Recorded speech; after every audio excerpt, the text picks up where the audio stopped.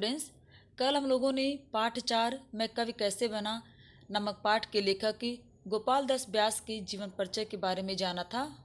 बच्चों, आइए अब पाठ की शुरुआत करते हैं।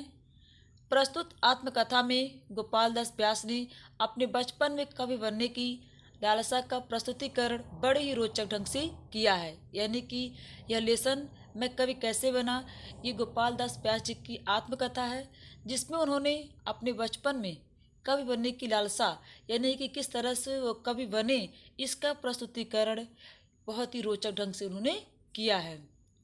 लेखक ने अपनी गलती को अपने कक्षाध्यापक के सामने स्वीकार कर उसका निराकरण पूछा। और लेखक ने कुछ गलती की थी जिससे उन्होंने अपने कक्षाध्यापक के सामने स्वीकारा और उसका निराकरण पूछा, यानी कि उस गलती का उपाय क्या है ये पूछा। निराकरण मतलब होता है उपाय। और तभी तुकांत शब्दों के माध्यम से कविता बनाने का पहला गुर सीखा। तुकांत वाले शब्द बच्चों वे शब्द होते हैं जो किसी शब्द के वर्ण लास्ट में होते हैं, एक समान होते हैं, उसे कहते हैं तुकांत वाले शब्द। इसे अंत्यानुप्रास अलंकार भी कहते हैं। जैसे मान लीजिए अब सुहाती भांति, यहाँ पे देख लीजिए ती लास्ट में जो शब्द का वर्ण है वो समान है, इसीलिए इसको हम कहेंगे तुकांत वाले शब्द। तो लेखक इसी तुकांत वाले शब्द के माध्यम से कविता बनाने का पहला गुर सीखे। कोई सन 1924 के आसपास की बात है। वो कह रहे हैं कि कोई सन 1924 के आसपास की बात है। मैं मथुरा के अग्रवाल विद्यालय में शायद तीसरे दर्जे में पढ़ा करता था। लेखक जो है मथुरा के अग्रवाल विद्यालय में तीसरे दर्जे में अर्थात तीसरी कक्षा में पढ़ रहे थे। वह भारत का जागरण काल था। उस समय जो है भारत में स्वतंत्रता के प्रति लोगों के अंदर एक भावना जागृत हो चुकी थी, इसलिए कह रहे हैं कि वो समय जो है भारत का जागरण काल था। समाज सुधारक और राष्ट्रीयता दोनों ही अपने पूर्ण यौवन पर थे, यानी कि लोगों के अंदर समाज सुधार की भावना भी जागृत हो चुकी थी जो अपने पूर्ण यौवन पर थी, यानी कि अपनी चरम स्थिति पर थी। और राष्ट्रीयता यानी कि देशभक्ति की भावना भी लोगों के अंदर आ गए थे और वो भी अपने चरम स्थिति पर थे।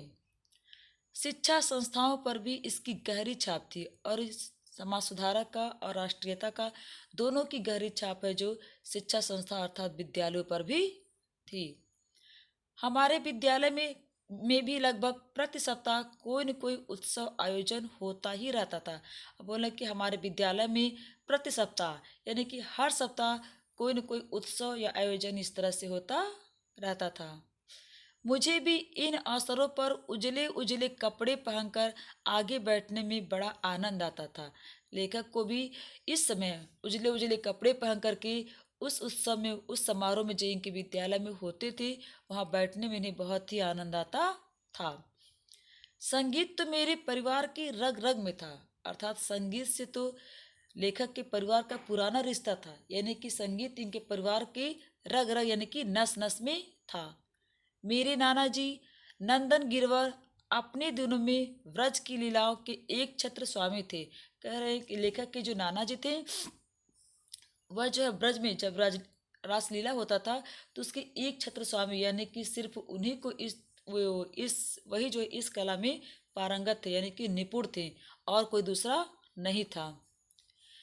मेरे पिताजी पंडित व्रज किशोर शास्त्री को भी स्वर ताल का अच्छा ज्ञान था, यानी कि जो मेरे पिताजी थे ब्रज किशोर शास्त्री जी उनको भी स्वर ताल यानी कि गाने बजाने में बहुत ही अच्छी जानकारी थी।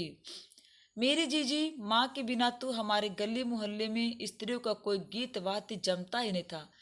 और लेखक की जो माता जी थी वो भी गायन में बहुत ही अच्छी थी, इसलिए मोहल्ले का अगर कोई भी कार्यक्रम होता था तो उनके बिना रौनक ही नहीं आती थी, अर्थात जब वो जाती थी तभी वहाँ की मित्र मंडलियों में रौनक आती थी।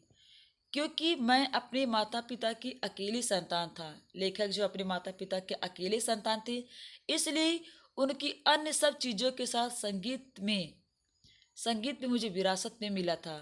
और इसलिए जिस तरह से बाकी सारी चीज़ें लेखक को विरासत के रूप में मिली तो संगीत भी उन्हें अपने माता पिता से विरासत के रूप में मिली थी। इसी बपौती के कारण मैं अपने संगीत के घंटे का मॉनिटर बनता था। लेखक जो है कह रहा है कि इसी बपौती के कारण अर्थात इसी वजह से मैं संगीत की घंटे यानी कि म्यूजिक के पीरियड का मैं मॉनिटर बनता था। और गणेश चतुर्थी के अवसर पर जब हमारे नगर में विद्यालय की गाती बजाती शोभा यात्रा निकलती थी तो मैं उसका बनचट्टा बनाया जाता था।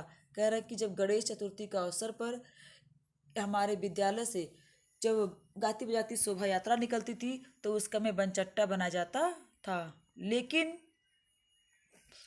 मेरा यह संगीत ज्ञान मुझे विद्यालय के सभा समारोह में कोई महत्व नहीं दिला सका।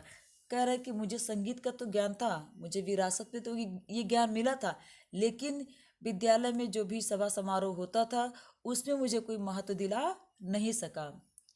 मुझे किसी समारोह में संगीत सुनाने के लिए आमंत्रित नहीं किया जाता था।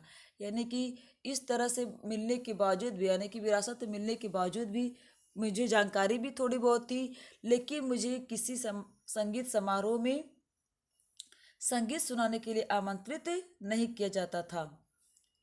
ये मेरे साथ सरासर अन्याय था। लेखक कह रहे कि ये तो मेरे साथ सरासर अन्याय था। और जहाँ तक याद पड़ता है कि जानबूझकर तो मैंने अन्याय को बचपन से ही सहन नहीं किया। यानी कि लेखक कह रहे हैं कि यह जो मुझे संगीत के लिए आमंत्रित न करना अर्थात मेरे साथ अन्याय होना। और जहाँ तक उन्हें याद पड़ा था कि उन्होंने कभी भी बचपन में जानबूझकर अन्याय को सहन नहीं किया था। बच्चों, आज के लिए इतना ही। आगे हम लोग कल पढ़ेंगे। धन्यवाद।